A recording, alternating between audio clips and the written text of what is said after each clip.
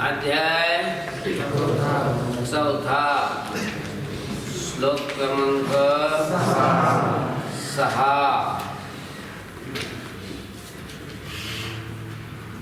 अजोऽपि सन्नव्ययात्मा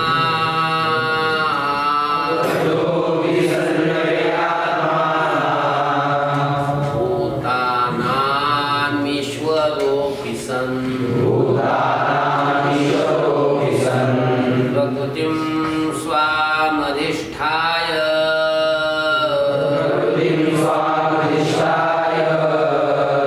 संभवाम्यात्ममायया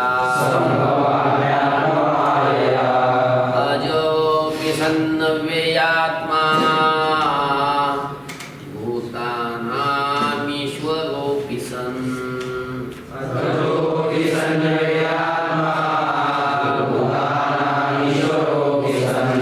प्रकृतिं स्वामधिष्ठाय संभवाम्यात्ममायया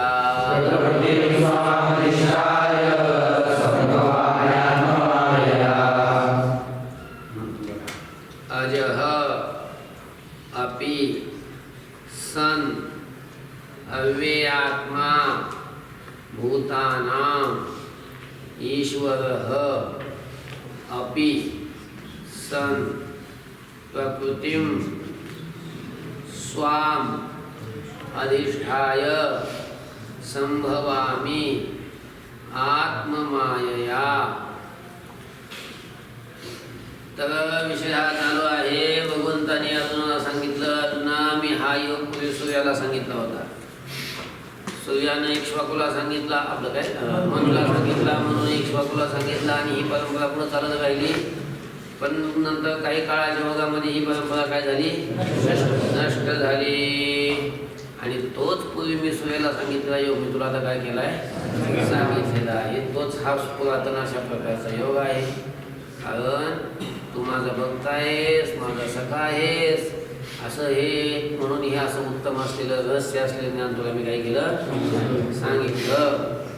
मग अर्जुनाने प्रश्न केला काय की हा योग मी सूर्याला सांगितला होता, तो सूर्य तर कधी पूर्वीचा तो आताचा, आम्ही कसं काय जाणायचं की तू सूर्याला सांगितलं म्हणून, आहे की नाही. मग असं विचारलं भगवंताने सांगितलं, अरे अर्जुना तुला नाही माहिती, तुला कळत नाही, तू जाणत नाही. हां, तर तुझे आणि माझे पुष्कळ जन्म होऊन गेले पूर्वी. त्या सर्व जन्मांना मी जाणतो आणि तू काय जाणत नाही. त्याच्यामुळे तुला वाटतंय की आपण आताचे आणि हा तू कधी सांगितला, मी मागं सांगितलं या सूर्याला, तुला कळत नाटूच नाही. आलं लक्षामध्ये. अजह अपि सन, अजह सन अपि असं काही चाललं. मी अज असून सुद्धा. अज शब्दाचा अर्थ काय, अ म्हणजे नाही, ज म्हणजे जन्म, ज्याला जन्म नाही त्याला अज म्हणतात. आणि भगवान म्हणतात की मला जन्म आहे का, नाही. जरी लोक जन्म माझा साजरा करीत असले पण ते अज्ञानी असतात. काय असतात ते, अज्ञानी असतात. आता माझा जन्मच नाही तर माझा जन्म काय साजरा करते,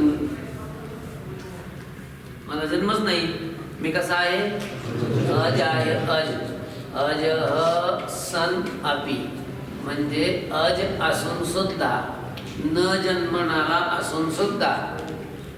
अजून अव्यय आत्मा, अजून मी कसा आहे, अविनाशी स्वरूपाचा. अव्यय शब्दाचा अर्थ ज्याला व्यय नाही, विकार नाही, विनाश नाही. शेवटचा विकार विनाशच असतो ना. 6 विकार असतात, 6 विकार असतात. जायते, अस्ति, वर्धते, विपरिणमते, अपक्षीयते आणि शेवटचा विनश्यति. असे 6 विकार असतात. आणि ज्याला ज्या पदार्थाच्या ठिकाणी विकार आहे त्याला व्यय म्हणतात, ज्याला विकार नाही त्याला अव्यय म्हणतात. मग माझं स्वरूप कसं आहे, अव्यय आहे. अव्यय म्हणून अव्यय आत्मा आहे मी. कसा आहे, अव्यय आत्मा. भूतानाम ईश्वरः सनापि, सर्व भूतांचा ईश्वर आहे मी. कोण आहे, सर्व भूतांचा ईश्वर. ईश्वर म्हणजे नियामक, सगळ्यांचं नियमन करणार आहे मी.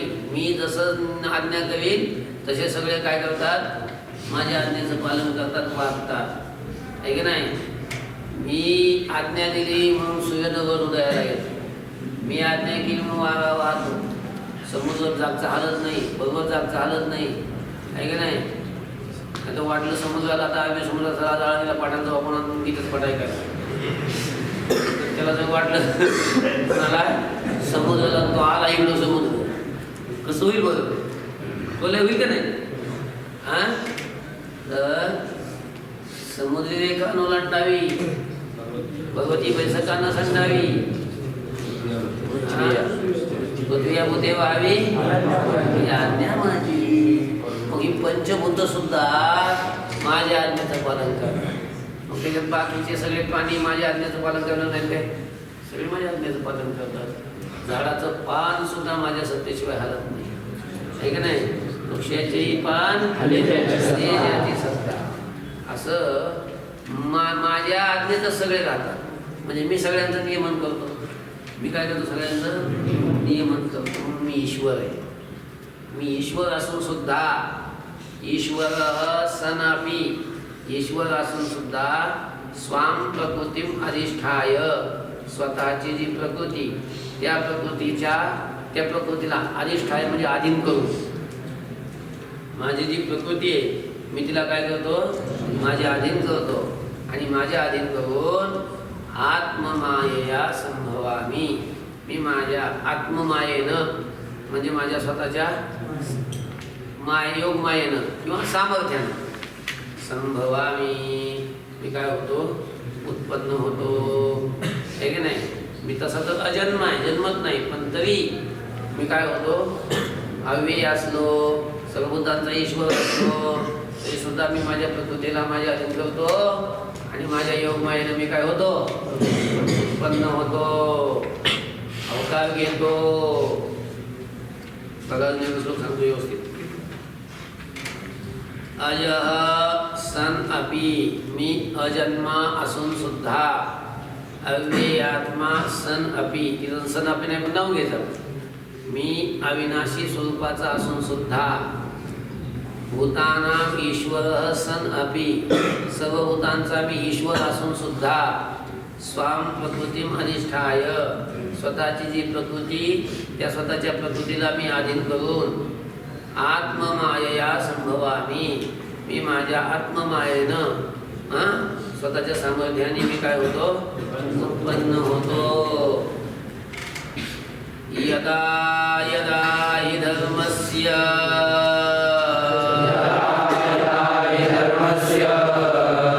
ग्लानिर्भवति भारत, अभ्युत्थानमधर्मस्य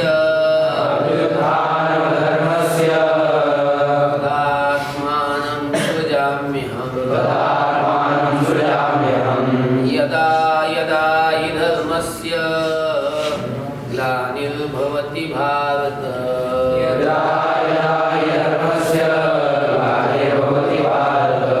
अभ्युत्थानमधर्मस्य तदात्मानं सृजाम्यहम्.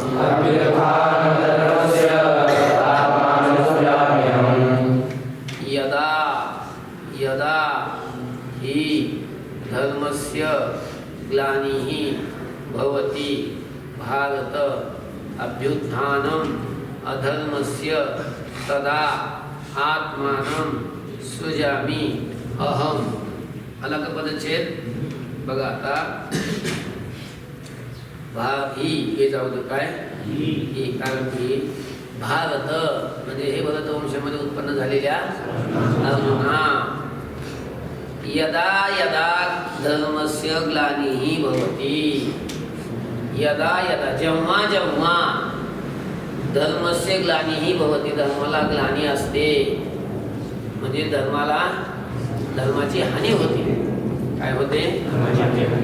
जेव्हा जेव्हा धर्माची हानी होते आणि अधर्मस्य अभ्युत्थानम, आणि अधर्माचं उत्थान होतं, अधर्माची वाढ होते.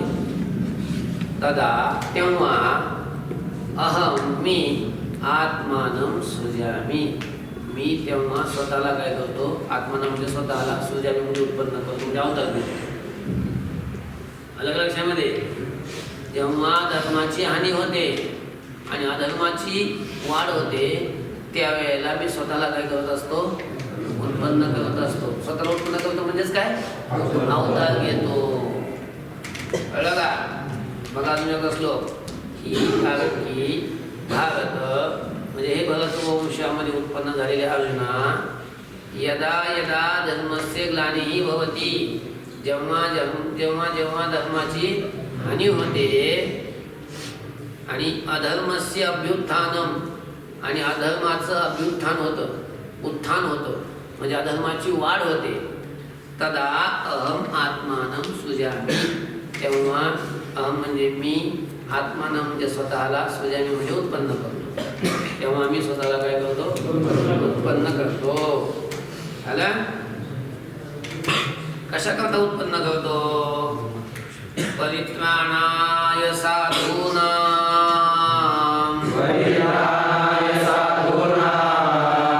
विनाशाय च दुष्कृतां धर्म संस्थापनार्थाय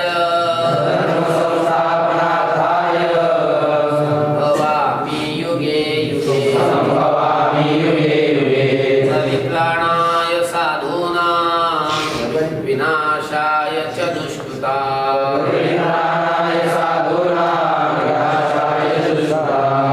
धर्म संस्थापनार्थाय संभवामि युगे युगे.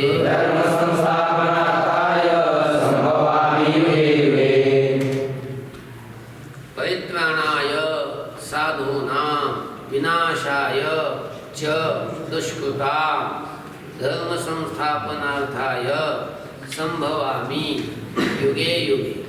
बघा आता अवतार घेतो मी, उत्पन्न स्वतःला करून घेतो. कशासाठी? साधूनां परित्राणाय, साधूंच्या रक्षणासाठी. कशासाठी? साधूंच्या रक्षणासाठी. च दुष्कृतां विनाशाय, आणि दुष्कर्म करणारे जे लोक आहेत त्यांच्या विनाशासाठी. लक्षामध्ये, दुर्जनांच्या नाशासाठी.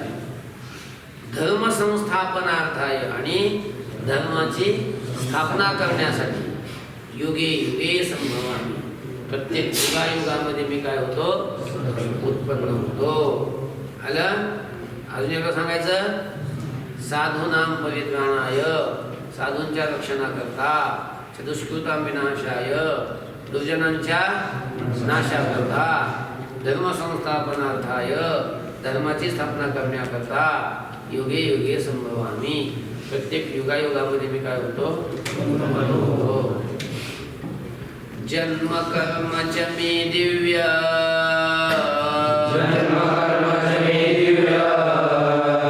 एवं यो वेत्ति तत्त्वतः त्यक्त्वा देहं पुनर्जन्म नैति मामेति सोऽर्जुन.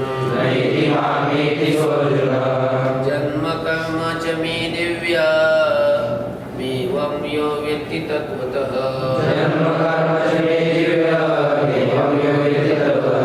त्यक्त्वा देहं पुनर्जन्म नैति मामेति सोऽर्जुन.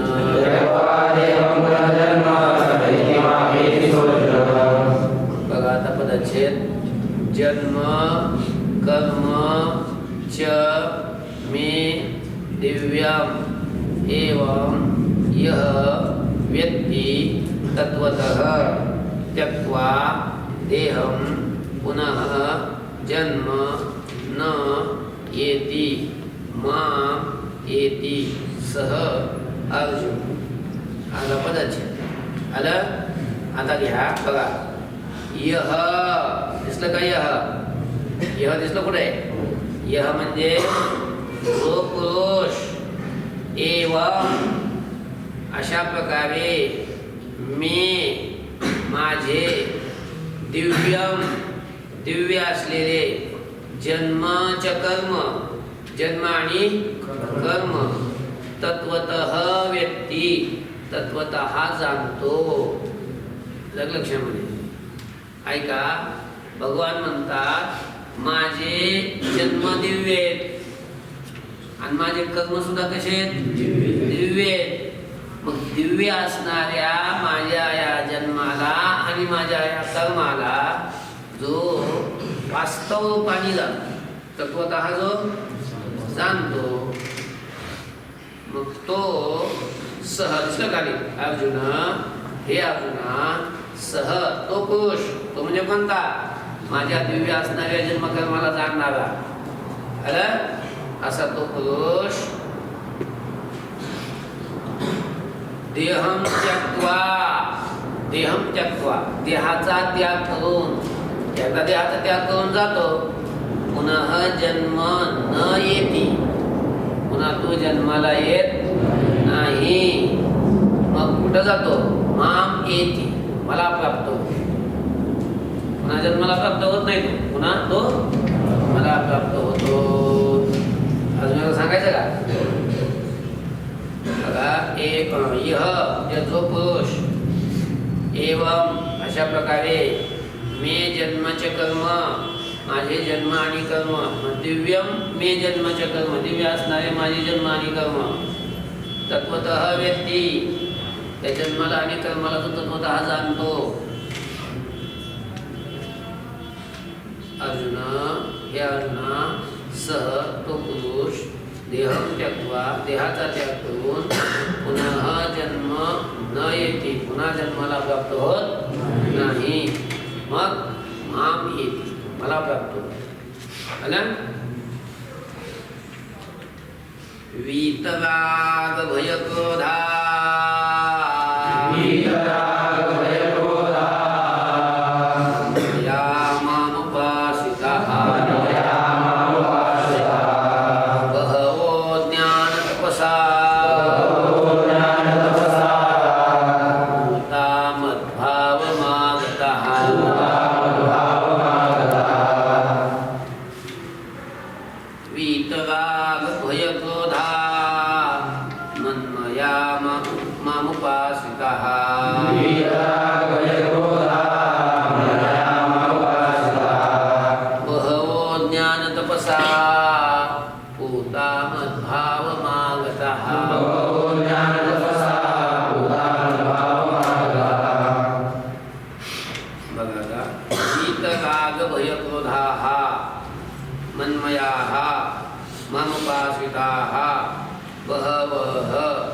ज्ञानतपसा पूताः मद्भावम् आगताः. आला बदल झाला का?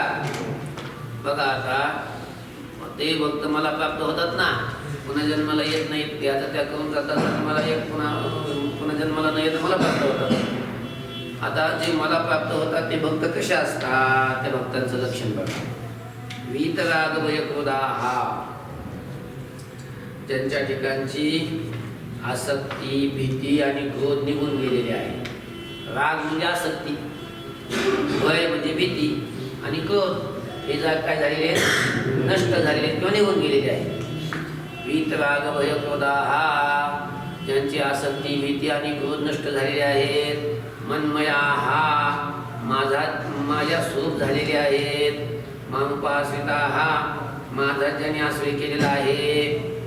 आणि ज्ञान तपसा पूताः, ज्ञान रूपी तपानी जी पूताः म्हणजे पवित्र झालेले आहेत. असे बहवह, असे पुष्कळ भक्त मद्भावम आगताः, माझ्या स्वरूपाला प्राप्त झालेले आहेत किंवा आलेले आहेत. आलं अजून सांगायचं. वीतराग भय क्रोधाः, ज्यांची आसक्ती, भीती आणि क्रोध नष्ट झालेले आहेत. मन्मयाः, मत्स्वरूप झालेले जे आहेत. मामुपाश्रिताः, माझा ज्यांनी आश्रय केलेला आहे. असे ज्ञान तपसा पूताः, ज्ञान रूपी तपाने जे पवित्र झालेले आहेत. असे बहवह, असे पुष्कळ भक्त मद्भावमागताः, माझ्या स्वरूपाला आलेले आहेत म्हणजे प्राप्त झालेले आहेत. आलं. ओम शांती शांती शांती.